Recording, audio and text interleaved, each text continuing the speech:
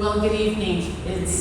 I'm grateful that you came tonight so that I can share some of these ideas with you. You know, I am not a business person, actually. I'm an educator, but I was asked to speak for ASI a year ago.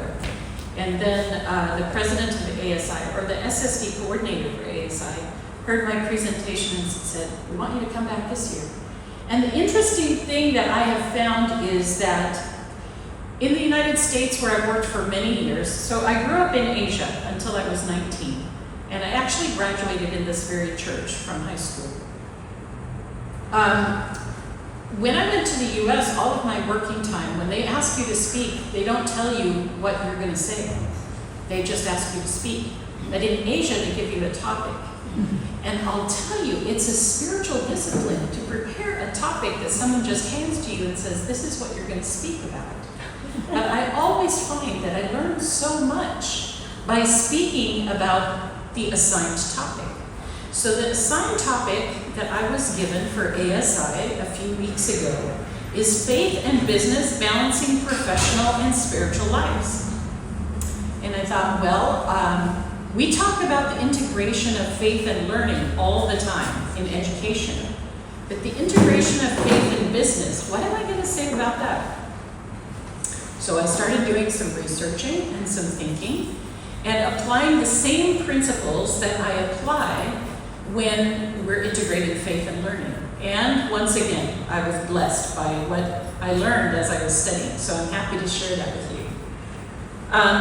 Now, we have the Yap sisters here, and actually I've seen some of this apply in their lives, so they can probably give you exemplars or examples as we go through, but you can see if you think you have examples. So here we go. I want to introduce you to Augie. Augie is the architect that we use at IAS. We have been building various buildings over time, especially under the president that came before me. He was a real fan of building things, and I'm more of the academic person. And so he would work with Augie, and one of the things that he made with Augie, you see here the auditorium where we have church, with the 3 V's that mean the 3 angels' messages. Well, my husband said, no, it's actually a W, and it stands for the Wellers are now here. But that's supposed to be in symbolism for the 3 angels. And it's really quite interesting. When I first came, I didn't like them at all. And I said to the plant services guy, Ilmer, when those get feeble, let's just take them down. Let's not try to unhair them. But you know, now they've kind of grown on me. So I hope they last for a while. Yeah, the 3 angels there. But here I am working with Augie. We were doing some planning on a new building project. He also built these duplexes for us. All of our faculty live in duplexes. So even the president, we're on one side of a duplex and an Indonesian family is on the other side. We never put people from the same country together because the philosophy at IAS is you need to learn from people from other cultures. So you will never live next to somebody who's from your same country if we can help it. We'll put you next to somebody from another country. And then here's the high school that was finished during the time we were there. That's where my husband is principal, and he's also a faculty in the education department. And it's a really wonderful building. Do you see the twisted columns in front? Augie came up with that design for twisted columns because he had read that when Solomon built the temple, he had twisted columns. So Augie wanted something that represented the wisdom of Solomon on the high school. And that's why he designed these twisted columns. Had he ever designed something like that before? No. Did he know it was going to work? No. But it worked because Augie's very careful about what he does. And then here he's built some of our residence towers. We have typically about 16 apartments in a tower. And when people come to study on our campus, they live together in the towers, and as I said, we put them next to people from other countries so that they can learn about other cultures and ways of thinking and ways of being an Adventist and so on. So it's very good for them because we're preparing leaders for the church.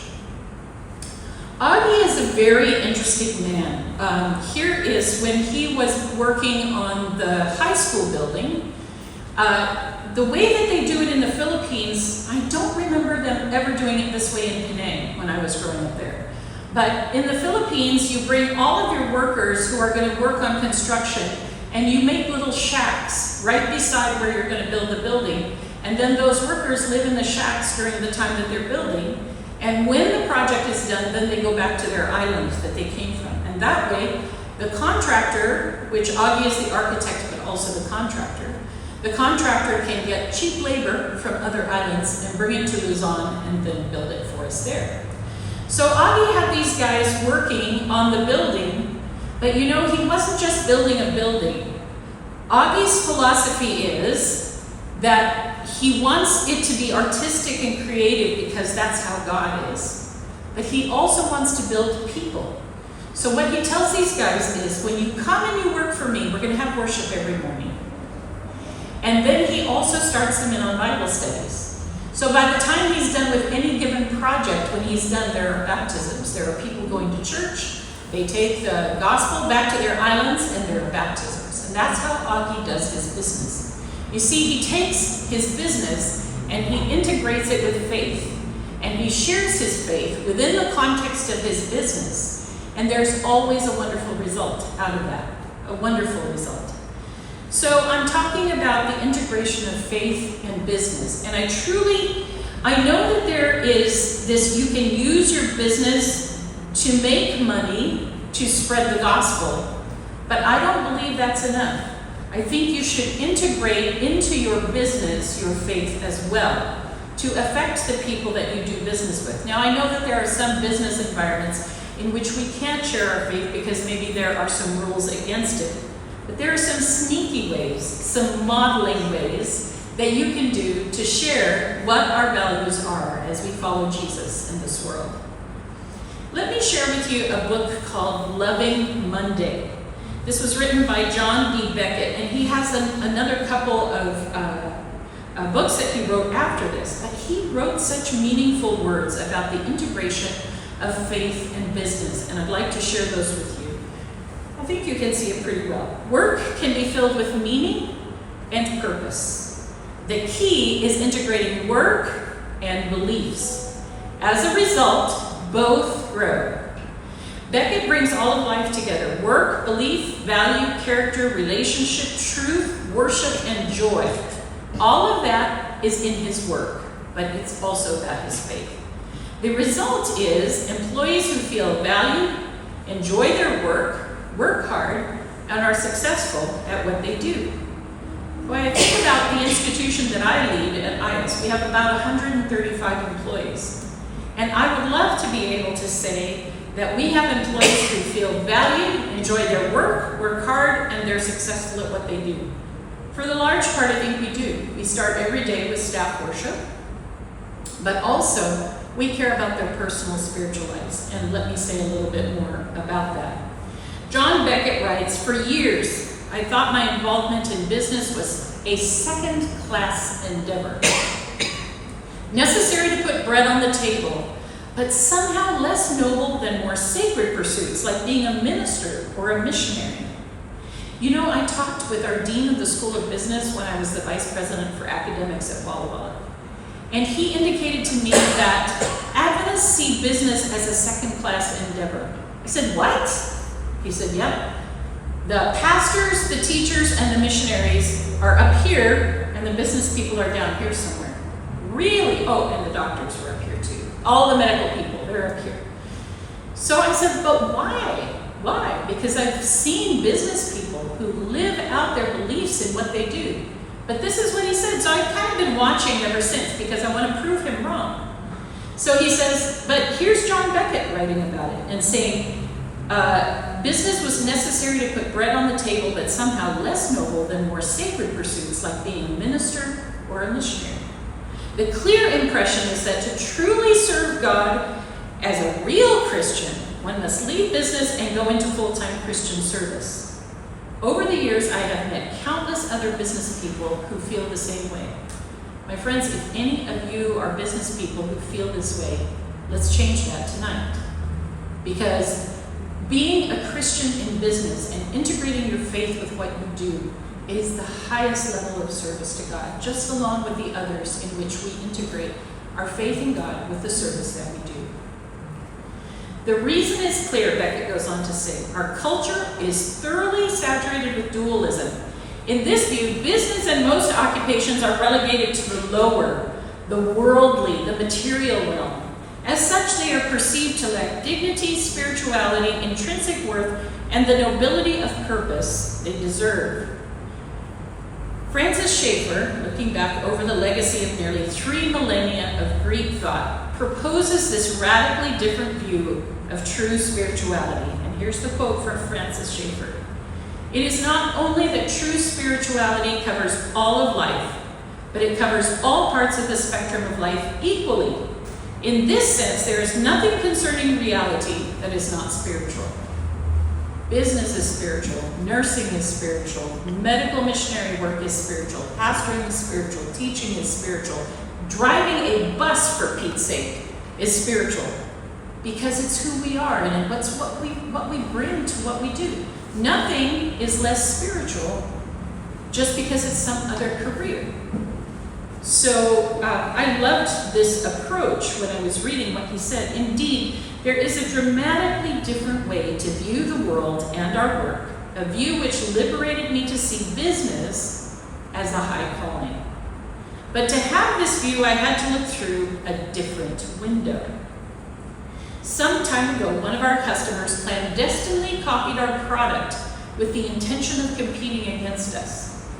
Copyright violation, stealing an idea. I fretted over how to respond, aware that if this customer's plan succeeded, our company could face painful decisions such as laying off people. Then the Lord nudged me. The Lord nudges us all, no matter what our careers are. When we have given our lives to follow Him, He gives us those little nudges, those little aha moments that come often early in the morning when we're studying the Word and praying. The Lord nudged me to put Him first. How, I asked, should we work through this dilemma? The answer came in a thought I knew was not my own. We would offer to buy the tooling and full rights to our competitor's new design. Do you see what he just said? You stole my idea, but I'm going to buy it back from you. Can you imagine? They, in turn, would agree to a long-term commitment to continue using our products. What an idea. I vividly recall the tense moment when, during our face-to-face meeting, our competitor considered our proposal and then, breathing a huge sigh of relief as they agreed to the plan. My earlier attempts in human wisdom to find a solution brought impasse after impasse. The workable and very elegant solution resided in God. Time has validated the approach. We have kept the business and, equally important, maintained a close relationship with this customer.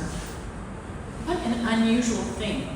In the world that I work and live in and have done so for very long, we would have sued the customer for stealing our idea. We would have proven that it was our idea. We would have caused as much pain, and we would have gotten our lawyers to go after money to pay us back for what we had lost on it. And yet, this guy was praying, and God nudged him to buy back the very design that had been stolen from him. And it was peace as this ended, rather than discord. What a thought. I don't know that I would have done so well. So one aspect of putting God first, says John Beckett, is trusting Him first above our own wisdom and cleverness. One evidence of that trust is whether and how I listen. When I'm in a business meeting, I find I make the most effective contribution when I quietly ask the Lord, what is your point of view on this? How would you like me to respond? Then I stay poised for His guidance, a nudge, a phrase, an idea. You know, God solves our business problems much better than we can solve them ourselves, and often more peaceably. I was telling Carolyn that I have an employee right now that is not a good fit for the job he is in. I told you about this, yeah? No, maybe it was someone, I was telling I met with Sally Poon earlier today. She was my 8th grade teacher, and I was telling her about it. I said, this guy is not a good fit for the job he's in. And I was trying to figure how to get him moved out of that job without losing face. And I couldn't think of something. And then, this last week, I was at the general conference, in fact, several days ago. And this man's wife works for a person that I saw there. So I said to this other leader, just kind of off the cuff, God nudged me to go and talk to this person. I hadn't thought about the wife. I went and talked to this person and I said, say, do you have a job that would fit so-and-so? He has these skills, and I named them. And he said, he was kind of like, tell me a little bit more. I said, well, he really hasn't gotten into the culture of our institution. But I know he has these really great skills, and so I was wondering if you have something that would fit him. He said, well, actually, we just promoted his wife, and she was working from a distance. And he said, we need her, she really needs to be at our institution. So we'll just tell her she has to be at our institution, and he'll have to come too. Because he could see that I was needing to move. So it was solved that easily. It was solved that easily. And yet here I was trying to push through and really have to tell him that he was not a fit for that job. And I had told him already that I'm not willing to continue working with you in this role. And that was very painful for him. But now things are working out so that there can be a good story, there can be a saving face, there can be a good reputation, there can be a celebration of the gifts that he did bring to the work that he did for us. And isn't God so good? He solves it better than I could do. I was following through with how you would in HR. Tell them what to fix, and then tell them it's not getting fixed, and then document it, and blah, blah, blah, and eventually you let them go. But there's just something so hurtful about that.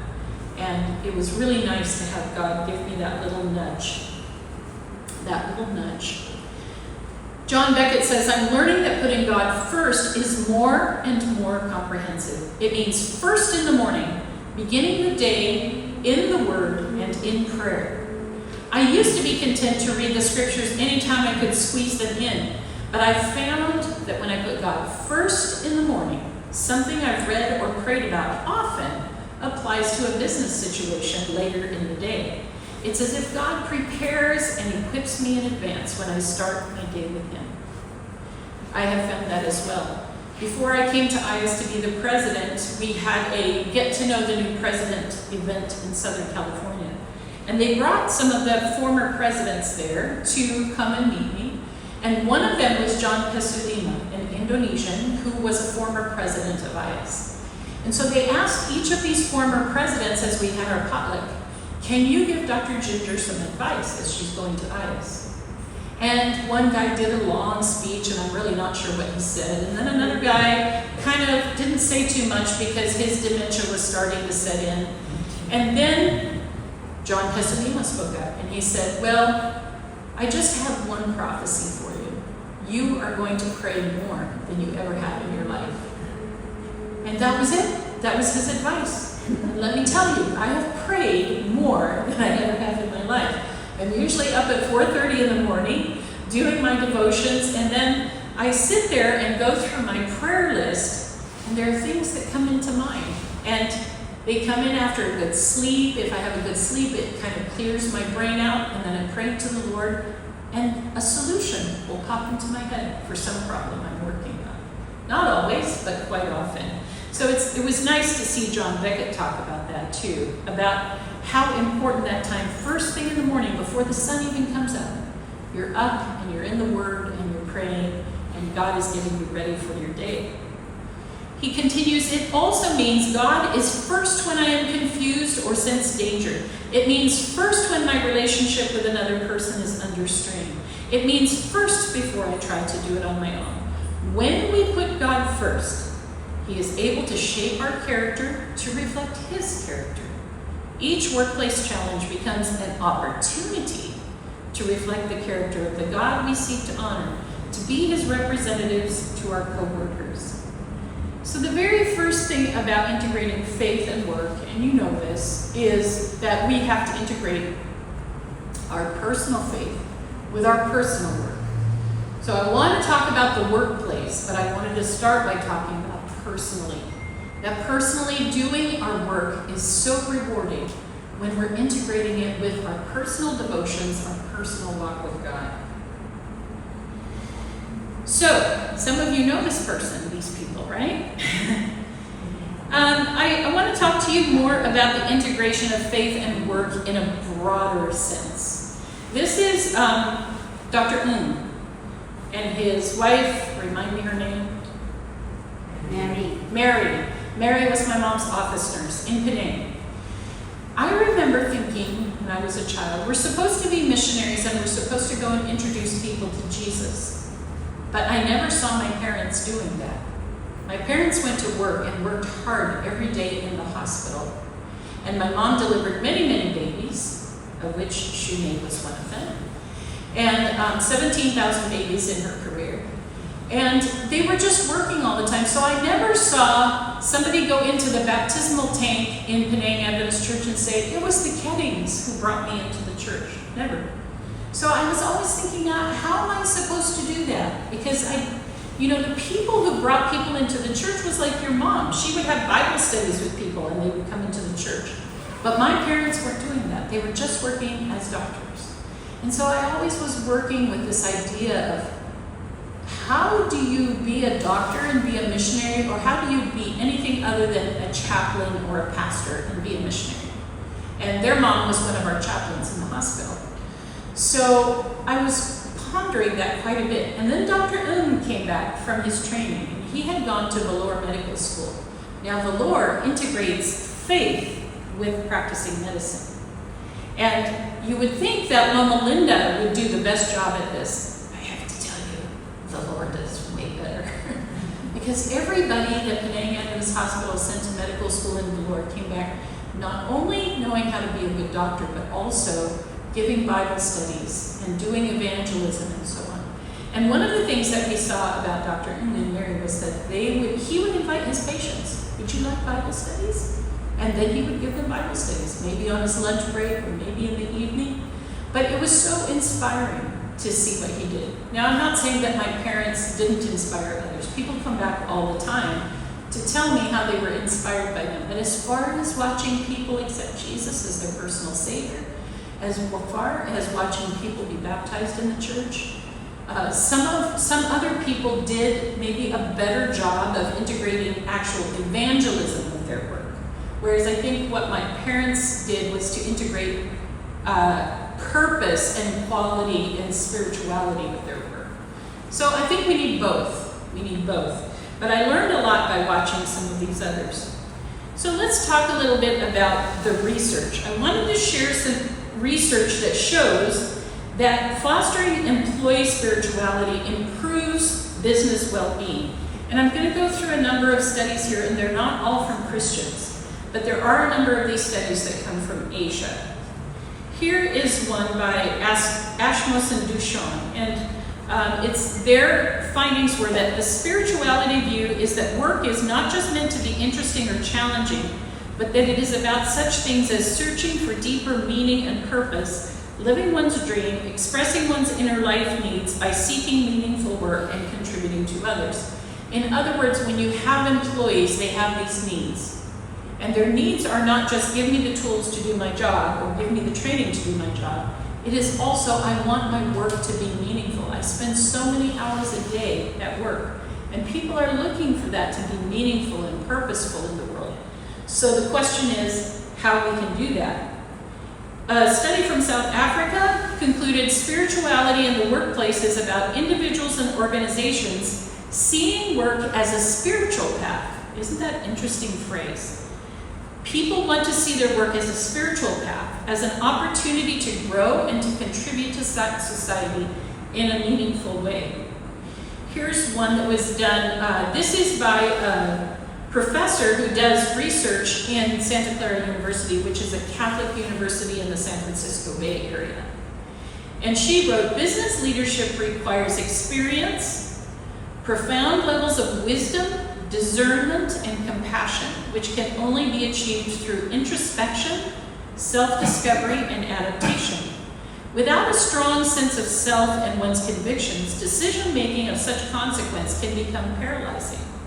As mentioned, the study of spiritual beliefs builds a person's spiritual muscle memory that can be called upon in the midst of crises and dilemmas. Okay, let me just stop right there. If you have Bible studies at work, like Augie does with his contractor, with the men that he contracts to build things, that can build spiritual muscle memory. And when you're in the midst of a crisis, that can be called upon, that spiritual muscle memory, to solve those dilemmas. Isn't that interesting? Let me share another observation connected to this. When I was in college, I had a psychology teacher, and he scoffed at this idea of spiritual muscle memory, because actually, this is not anybody who studied Ellen White who says this, but Ellen White does say that by rehearsing God's word and studying God's word, the mind is like a muscle that we exercise, and it becomes stronger to help us live as Jesus lived. And here's this professor from a Catholic university saying the same thing, that as we study God's word, it's like a spiritual muscle memory that carries us through the tough times and the challenges.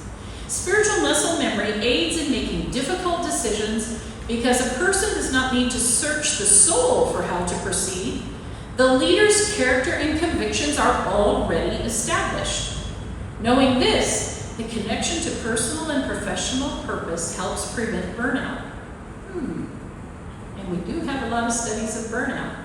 But if we're doing this daily study, this daily time with God, it works, she says, against burnout.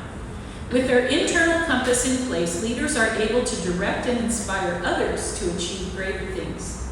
As such, spiritual maturity strengthens one's ability to be an effective leader.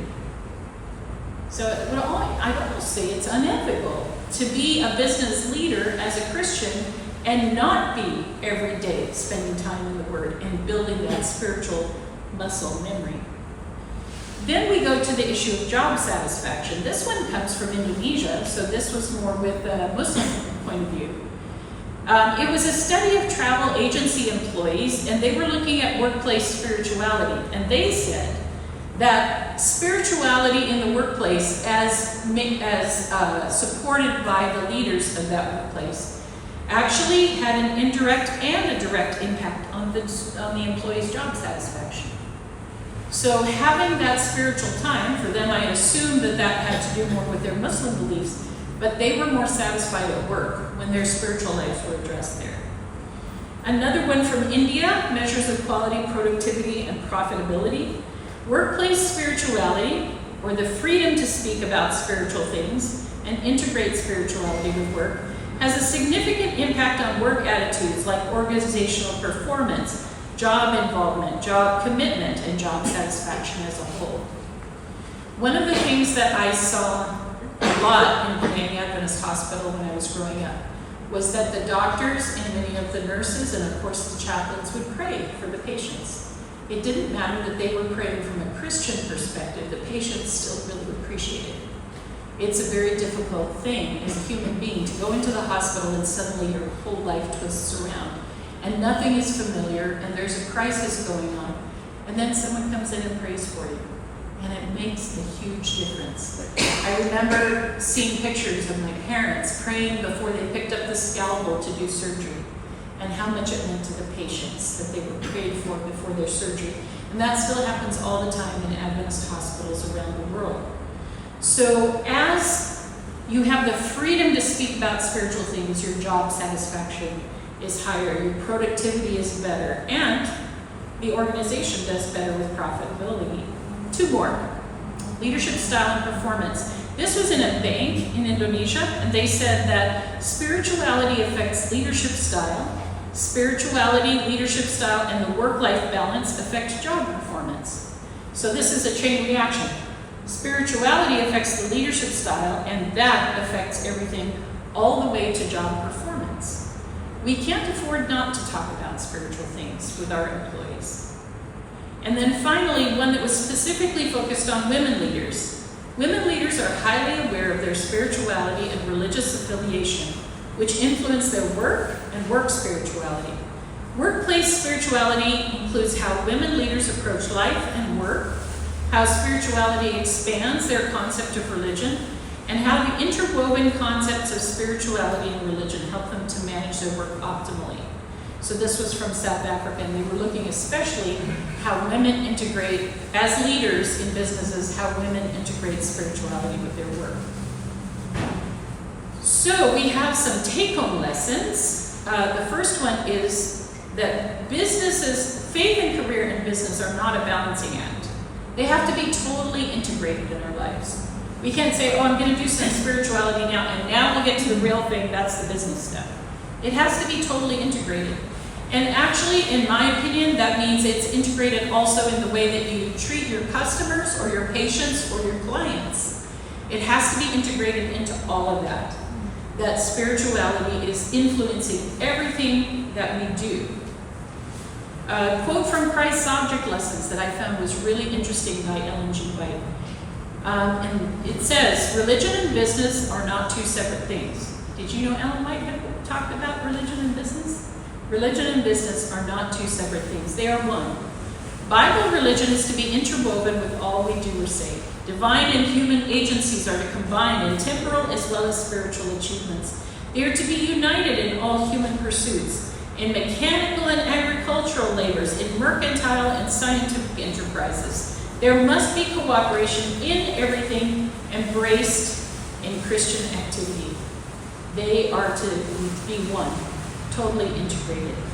Lesson number 2. When we are leaders in business, we need to give attention to the spiritual lives of our employees. And so, again, another one from the professor at Santa Clara University. There is a growing interest in the role that spirituality plays in modern organizations. As workers increasingly ask how their careers fit into the larger picture of their lives, undoubtedly questions of meaning, direction, and connectedness arise. We were just talking this evening about meaning, direction, and connectedness. This is the heart of spirituality. And as leadership roles become more challenging in this chaotic world, a strong spiritual foundation provides the character, integrity, and convictions that support clearer discernment and compassionate decision-making. I would want, as a leader, that always my employees would perceive compassion in the decisions that I make.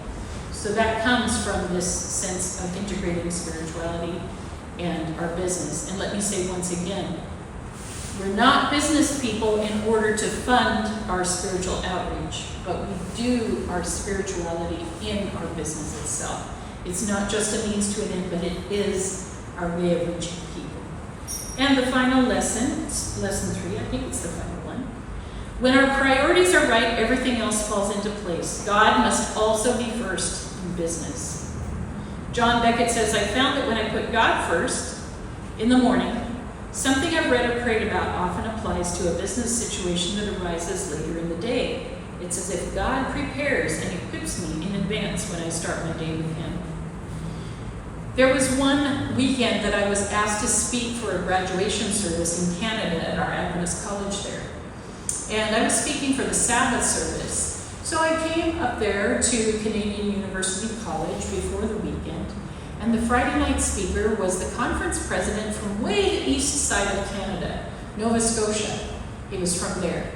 And I didn't know him at all. But when he got up and he shared, he was so humble in the way that he shared. And he showed a picture of his study, and it was very clear the sun had not come up yet. It was in the dark, but he had one light on for a reading light.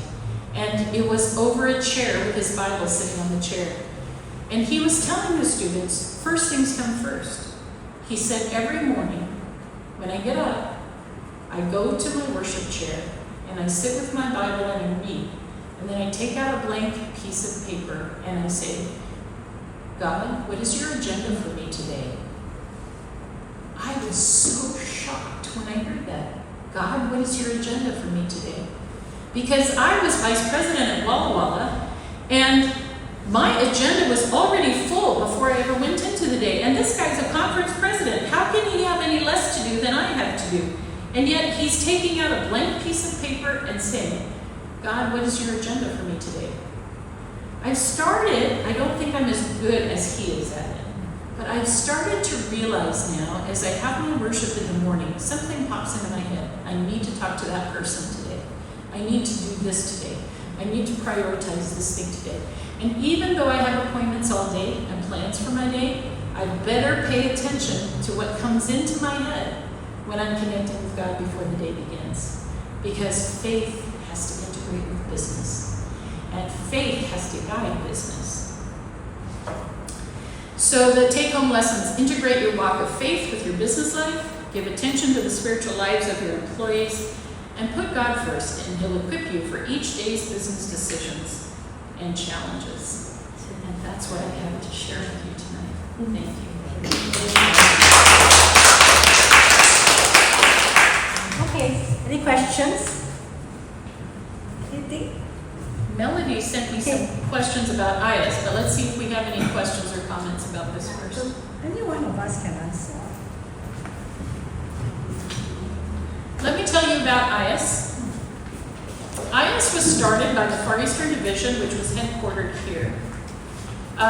The first start on this was in 1972 when they started the seminary, but then officially with the country of Philippines it started in 1986. And the purpose of IAS was because when we would send people to the US or some other Western country to get their upgrading, they didn't come back. And so what happened was that we were kind of brain draining our own church by sending people out as sponsored students. But then they would say, oh, thank you very much for the education, I think I'll stay here. And so the idea that the leaders of the division had was, we need to have a world-class institution here, just as good as Andrews, just as good as, a really good school. So they started IAS for that purpose. And there are only 4 programs because we only do what the church needs to prepare leaders. And those 4 programs are seminary, education, business, and public health. And we go to the doctorate in all of those. We only do graduate education. We don't do undergraduate. We only do masters and doctorates, except public health, we don't have a doctorate. But everything else has both masters and doctorates. And of course, you can imagine, we're dreaming about the doctorate in public health as well. But we only do what the church asks for. So that's what we do at IAS. We have about 200 students on campus and another 400 to 600 that are in extensions, online cohorts, and so on off campus. So we're not a very big school. We have faculty from 20 different countries. We have students from 60 different countries. And those students come from all over the world, every division of the World Church. So do the faculty. I was looking at the map because I presented at the General Conference earlier this week, and we don't have a faculty member from the South Pacific Division. So I need to go talk to Australia and say, hey, you got to send us somebody who will be a faculty member for us. But we have faculty members from every other division. And so it becomes a very international school. It's like we're this little island of the UN in the middle of the Philippines. And even the Filipinos get culture shock when they walk onto our campus because it's not like anybody's home country. It's like this mix of everybody's countries together on our campus. So it's a really fun place to work. We have a lot of students who come that are sponsored, but it's only about 30% of our students are sponsored. The rest are self-sponsored, which means that I'm always running around raising money to try to help students who can't make ends meet. And I never thought I would be a person who would ask for money, but when it comes to my students, I'm fearless. And there was this really fun thing that happened last February. I was back in the US, and I went to my mother-in-law's town. My mother-in-law is no longer a Christian. She gave up faith back in the time of Desmond Ford, and she has never come back. But we go to church every time we're there, and we were just giving a little mission report. It wasn't meant to raise money or anything, and a lady came up to me, and she said, well, I would like to send some money to help your students out. And I'm telling this story partly because I know you've been approached by a student for help. She said, I would like to send some money to help your students out, so how would I get it to you? So I said, well, give me your email address, I'll send you the information. So I sent it to her. This was Sabbath that she said this to me, little old lady, and I found out later she's from Denmark. And I'd never seen her before. So I sent her the email with the information Sunday. On Monday she called me. I was just going into the dentist office, and she said, well, I wanted to talk to you about this a little bit more because actually it's $60,000 I want to give you. What? And so, God sends us help when our students need it, and it's a very exciting thing to do. Very exciting to see them come in. There was one student who, he came from a rice farm in Madagascar. And he was telling me his story, and I was talking to him, and he was doing his Master of Arts in Religion, and he could only dream of a doctorate. It was actually one of his faculty members who said, "You're really smart. Let me fund you to go to IS where I went for your master's, so that you can come back here and teach." So there he was at IS, and I was interviewing him for a little feature I do on the stories of our students. And he said, he happened to mention when he was telling me his story that my dad just sold a rice paddy so that we could pay, because the faculty member wasn't able to cover the rest of it. And I said, wait a second, that's your father's future. He said, I know, but I'm the only one in my family who's been able to go to college, let alone graduate school. So my dad has seen me through because my sponsor couldn't do the rest. So this really got me in the heart. And I told the story, and I'll say it here, but the people back at IS don't know this. I told this story at Sabbath school. My brother was there, and he was listening. And I wasn't thinking about, fundraising there. I was just telling how people come from very simple backgrounds, and then they get a master's degree, and they can go back and teach in their university. My brother came up to me afterwards. He says, I'll sponsor him. And now this guy, he's entering his last year of his PhD. Top scholar. This is the second year he's had a paper accepted at the Society of Biblical Literature, and he'll be going to San Diego to present his paper at that society. And I just couldn't be more happy that this rice farmer's son, this is the lifting power of Adventist education. And he has been able to fully develop his capacity, because my brother heard the story and chipped in. I'm never allowed to tell the students where the money comes from. Well, not from my brother and several other donors. So he doesn't know it's someone in my family. But anyway, he's just doing very well. And I'm excited for him to go on then and become a faculty member in a school of theology somewhere in the world. He'll do it. So, yeah. Okay, there were some questions. I saw one, Melody. Oh, did you have one about the presentation first? Okay. Anyway, thanks for your sharing. I think from your perspective as a religious teacher, and also from an academic point of view, it's very true, because I personally am a business person. Yeah. Already retired. Mm-hmm. So when I do my business at time, because I'm a God-fearing person, so I'm able to honor God also in my workplace and also in various of the companies that I go to, because it's not easy sometimes when you go to places like Indonesia, where they're very strong religion in their own religion. They won't want you to talk. But when your company has very uplifted business, where they look upon you, it will be possible for you to share. Maybe as a woman, not for a man, I mean a technical one, engineering words, But coming back to say about as a businessman, truly we feel that we are less spiritual, because we are not empowered with the kind of religious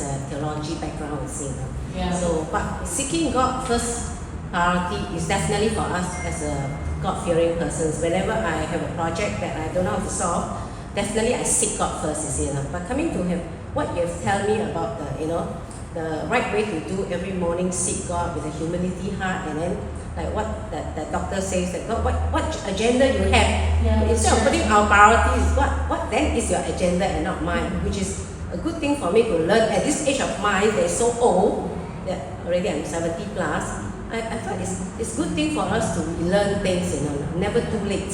That's right. Yeah, but now as I grow older, I tell myself, I got to learn to be more spiritual, learn some theology background, then you can do better missionary work. Not like when you are doing business at time. Because majority of the time you will not be sharing about gospel, evangelism, but mostly it's promoting your own businesses, So is it too late for IS to accept people like us, more than 70 years old, to relearn? I just went to IS, came back already together with David Tan. Yes. We went to your lab, we went to see your computer lab. Yes, So maybe something you can give us some of these retired people, some idea. Yeah, and this will answer Melody's question that she sent on to me as well. All of our master's degrees are online. So you can get an MDiv online. You can get a Master of Arts in Church Ministry online. And it's not, in my opinion, it is too expensive for some people, because some people just really don't have much in the way of resources at all. But I think for you, it would be possible for you to take those classes and get yourself an MDiv. Now, we don't keep you out just because you're whatever age. And let me also say that my doctorate was actually in education, but with a specific emphasis in human development. And I found out, to my surprise, that we're not done growing up when we get to 30, actually. In our psychosocial development, we develop throughout our life. And so you're not done learning till the day you die. When you breathe your last breath, that's when you're done learning. So with that knowledge, then, I have been really looking forward to my whole entire life, because I get to learn for my whole life. And if I want to start an MDiv after I retire, I can do that. So all of our programs from our masters are available online. If you prefer to stay home and do it, if you like to come and live on campus, you can do that. We do have some a few, 1 or 2 older students on campus. We have, in Asia, they think you're done working when you're 65. Like, national laws tell you quit then. But in the US, we don't. So my mind is really quite open to, as long as you want to. There was a lady who, when I was vice president at Walla Walla, she and my parents were about 80. And this lady, her name was also Effie. She was 90. So here were these old people coming to our classes and auditing them at that age. And the young people are like, that's fine, it's nice to see the old people in our classes. And the nice thing for them was they didn't have to do the assignments. Now, in our online programs, you have to do the assignments. So, or in our programs, but I suppose you have to be registered to have the visa. So we could register you as a participant. So you could actually come and go to school for 2 years and learn everything in the MDiv and not turn in an assignment. I think you could, just audit. So yes, it is possible, very much possible. And I believe there was somebody in Penang recently who took our MDiv online and continued to work. Somebody sponsored him. He continued to work as he was doing his MDiv. So I know there's some people who do it. It's a little hard to fit doing a whole program with full-time work if you're going to turn in the assignments and get grades. You would have to take it a little bit at a time, really, to make it work with you. My 2 sons are doing the MDiv. The online MDiv? Yes. Yeah. When I told them, just as I come in, that I'm coming to your lecture, they said, oh, that's our president's message. Very good. Well, I think it was your husband who got the first person started, I think. Because I was trying to remember, and I think it was your husband who asked me about it, and I said, yes, you can have this person. It was somebody that he wanted, who had shown a calling to pastoring, and he was wanting to develop this person. I'm pretty sure it was him, and was willing to sponsor him, and could it be online? And I think that person did go through and finish online. Yeah. So when you see someone who has the talent and the calling, you really want them to go get the degree then also to support what they're doing. But we can learn until the day we die. So get up and ask God in the morning, what's your agenda? And maybe sign up for that MDiv. Who knows? It's a good thing to pray about. Yeah. The question is, not everybody has the time or the resources for the full course of MDiv, you see. So my husband, Dr. Chu, is just asking whether there could be a program just for the bivocational part. Bivocational meaning, because like you do one class per term instead of just solely on spirituality in the marketplace, in business, because actually evangelism or spiritual growth, bringing the message to the world, is actually 90% more out in the market than maybe just 10% would be the mission people, the pastors, doing that. So actually there should be there should be a request for that. So you're thinking specifically about the marketplace. Spirituality in the marketplace. If there were enough people who wanted us to do it, we could do a certificate in that. Yes. Where we integrate faith and business. So there would be some business classes also that would be helpful. Because, for example, Dr. Chu did his academic study was in medicine. But to be the kind of doctor that he is, and also you run your it's not a hotel, what do you call it? He does a lot of church planting. And Yeah, he's so actually working business as- concepts come in helpful for that as well. Yeah, he's working as a pastor. Yeah, But he has no training and he has no acknowledgement or no recognition. yeah. You know, it will help if, there could be some recognition so that it will encourage more of people to really go into So we have a program called the Master of Arts in Church Ministry. So it's not the MDiv, it's shorter, and it really does focus on applied ministry. So you're not having to take Greek and Hebrew in there. You're taking things like preaching and evangelism and all of the things that have to do with applied ministry. And we offer those classes online also. You don't have to sign up for a full load every term, but you can be working away at it and get the MAC, Master of Arts in Church Ministry, done that way. The other option is if there are enough people in Penang who want to do it, we can come and teach it doing intensives there. Oh, that would be great. Yeah, and it's actually much cheaper that way because you get 25 people in a cohort, and we send our professors in to do 2.5 week intensives for each class. That would be So you do your reading before we send our professor, they come and they teach, and then you finish up your assignments afterwards. So it's an in-ministry almost, like an in-ministry program to do it that way. And I'll tell you, we would love to do that in other countries because we have this very strange thing in our presidential decree from the Philippines that says you're an international school, so you cannot have more than 33% Filipinos. And right now we're totally freaked out because the Filipinos love us and we're at 37%. And before the end of this year, we've got to pull it back to 33%. So that means we have to get more students from outside the Philippines. And I've always wondered, why is our Malaysian and Singaporean numbers, why are those so low? We have them, but not very many. I think the church is not very large in either of the countries, so that may be part of it. Part of it is because people think of the Philippines and they think, well, that's not very good education. I mean, frankly, let's just be honest with it. Singapore and Malaysia's education, they would see that as being better quality. But I can tell you that what I have seen with our students and our faculty is very high quality education. I would stack it up against any university in the U.S. So it's just that we're an unusual institution. I think the theological studies there is superb. Yeah. Because we send our young people there, we send them in as gangsters, as very woke youth. But when they come back, they are fully transformed. They are really pastors, They Yeah. become very spiritual and very mature, and that's something that warms our heart. and Praise the Lord. That's what we want it to be.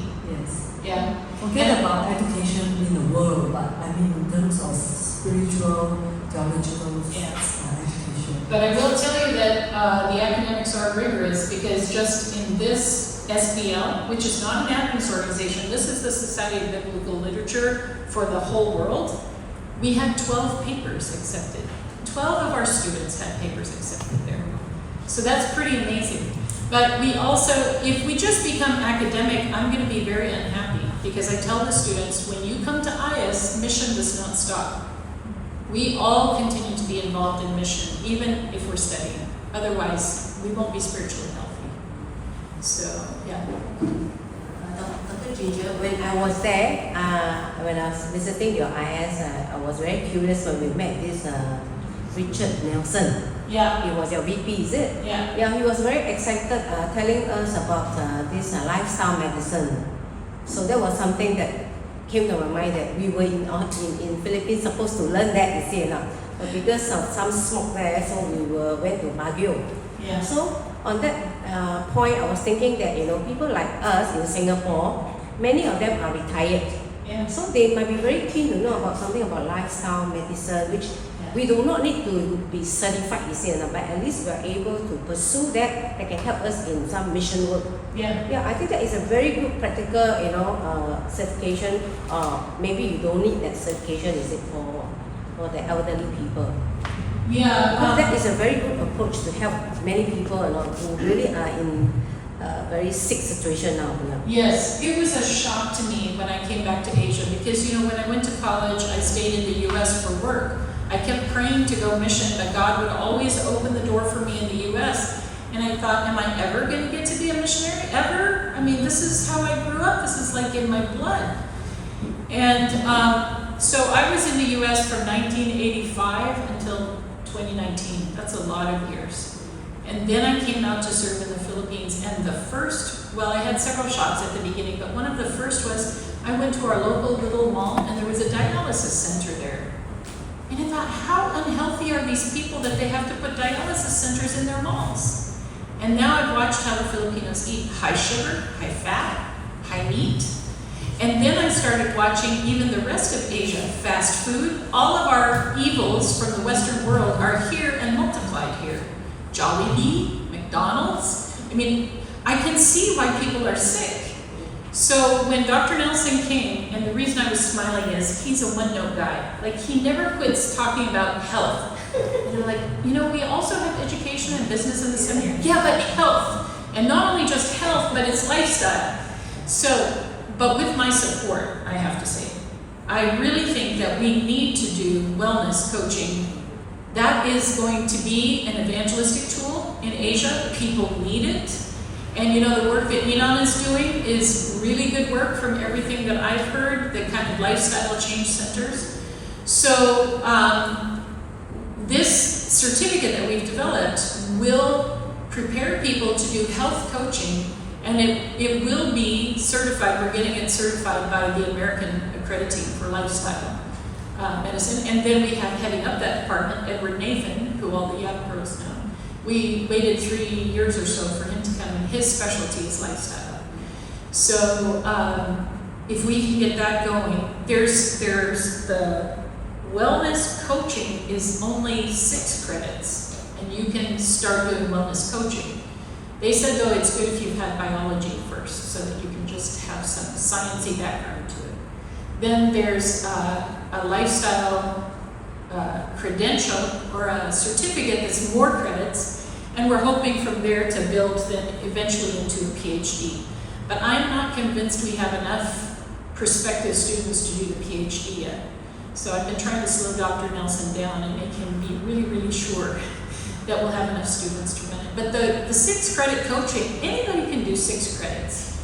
And they can become a wellness coach, and if you're working on your own wellness habits, which I've seen a lot of interest in the church in Asia. I think we have a lot that we can do outreach from the Adventist churches in Asia that will make life better for our fellow Asians. And I say our fellow Asians is like, half of me is that. So I am excited about that. And it doesn't take long to do 6 credits. We hope to have that launched by next summer, June, July, in the next bulletin. So, yeah, that's exciting. I've got a question. Yes.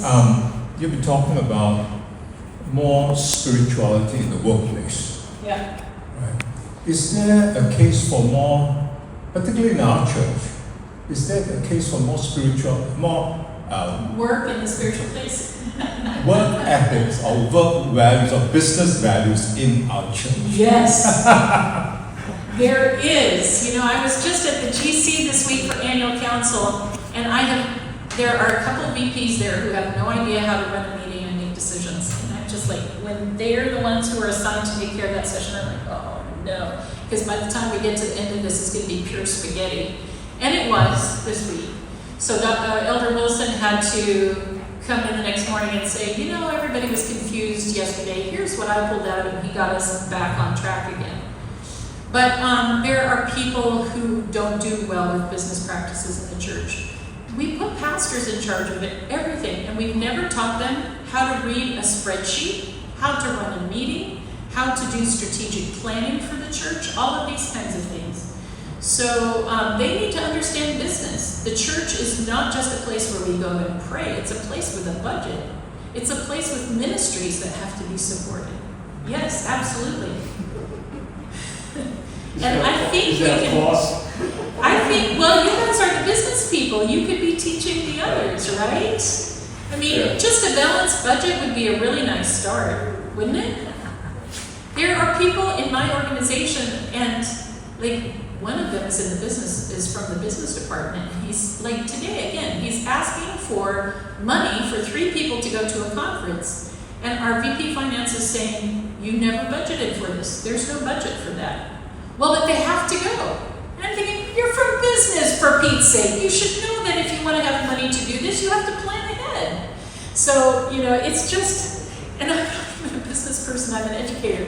But yes, absolutely. There were conference presidents in the US who were constantly asking us to put one finance class into the theology majors must do, because they didn't know how to handle finance. You know, they were all about evangelism and bringing people to Jesus and praying and doing Bible studies. But you have a church budget. Yeah. Business is important to everything.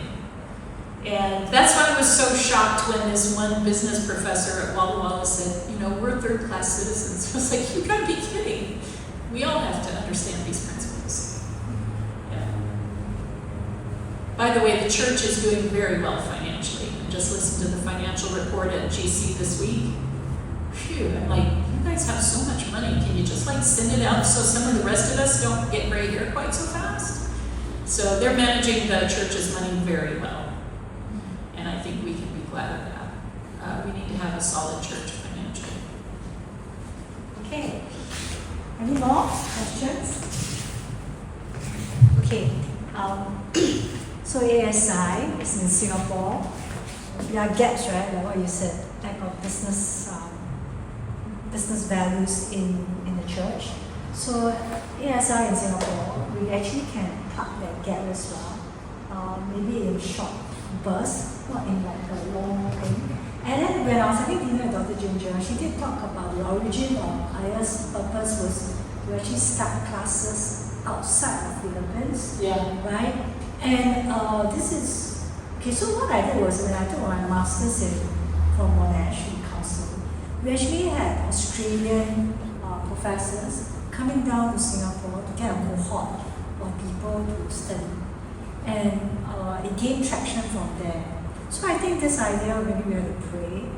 If you all want to do wellness coaching, then we can do like short bursts of like credits. Yeah, and then you can chalk up credits if you really want your certification or whatever. And I think we can actually have an educated force, a team. Yeah. Yeah, and then maybe we can work more closely. Because if there's the need, right, then I think we need to do it this way. Yeah. So we can actually collaborate and then we see what's the needs on the ground. Another thing is if you want to have an extension with non-pastoral people taking a Master of Arts in Church Ministry or an MDiv, you can do that. Okay. I mean, we don't only do it for pastors. If the money's there, we do it, right? If the money and the desire is there. And you can fill that room with people for the same amount of money that if we teach 12, you can go to 25. And so then you get it at a very affordable rate. Discount la, Canada. So then we can do it for non-pastoral people. You know, we all, especially as we get older, I think many of us desire to know the Bible better, to understand what we're reading better. And so these kinds of classes can be so good for us. Yeah. And, you know, a lot of us, that's the question I asked her also during dinner. I said, to do the pastoral ministry certification, do you need a referral from like pastors, right? Referral from ministry leaders? Do you need that? Yeah. So If you're going to get hired, yes. Yeah, but if you just for study your own personal development. yeah. Okay, so you don't need a referral. I just double check with her. Because for me, right, there was no college in Singapore. SAC was taken away. So when I was hungering for deeper Bible study, I actually went to all the denominations Singapore Bible College. It's Theology of Asia. It was actually run by non-Adventist Christian denomination when I was only 15 years old. I was in a mission school, and I find that Adventists, I think we need to study deeper into other books of the Bible, not just studying Revelation. So I went to audit the class as a teenager into the theological school. You know, and the professors there were asking me, where are you from? I said, sorry, Adventist. And she said, you're only 15? I said, yes. Can I audit the class and not even take the exams? And they allowed me, you know. And my mom was so worried because my mom think that I'm going to convert to some Sunday church. So she followed me there. Yeah, she followed me there, and when she went there, she also said, well, actually, it's a lot deeper study. Yeah. So I think we can work further and see how this comes out. Yeah, and there's also, comes to me the thought that if you just desire to know, if you just desire to learn, and you want to learn about a particular topic, then you can ask one of our professors to come and do a focus weekend on it. For example, and it doesn't have to come with academic credit or anything. You pay their way, they come, they teach you all weekend, and you learn a whole lot. So, for example, maybe you want to know about outreach to big city people who have no belief. We have missiologists who can teach you about that. If you want to know how to reach Muslims, we have a specialist faculty member in Islam who will come and talk to you about contextualizing the way you do your outreach. See, because Dizon does that, but we're getting another one, Yusri Gerges. He's from Egypt, and he's a missiologist, and he does Islam. And then we have others like Liang Chuanshan deals with the Chinese religions.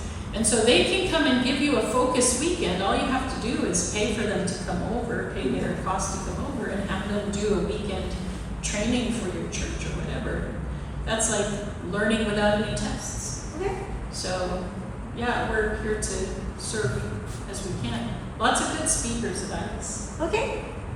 Okay, so we have more windows open for us, we have more options, and then we can actually have a more educated, deeper group of laity people to do the work. If you all need to be equipped. Okay?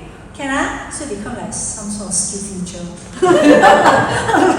Skill future is our Singapore arm, government arm, knowing that they are trying to slow down people aging and having dementia. So they want all the aging people to like be active. So they ask go there and reskill and retrain. Yeah? Alright? That's good. Okay, thank you so much, Dr. Teacher. She's just passing by and she was so gracious to like come and just share. Actually, it's very sad. I was supposed to come to David Tan's dad's 100th birthday, and that was supposed to happen today. And so I bought my ticket to annual council, and I asked my board chair, can I leave early because I want to go to this birthday banquet? She said, okay. So I had my ticket and everything, and then he passed away. So then what do I do with my ticket? I said, well, I know people in Singapore. I'll go anyway. So here I am, and I have 3 appointments in 24 hours. So it's all good. Thank you so much for coming and spending time with me this evening. It's really nice to have the young sisters join us as well. Yes.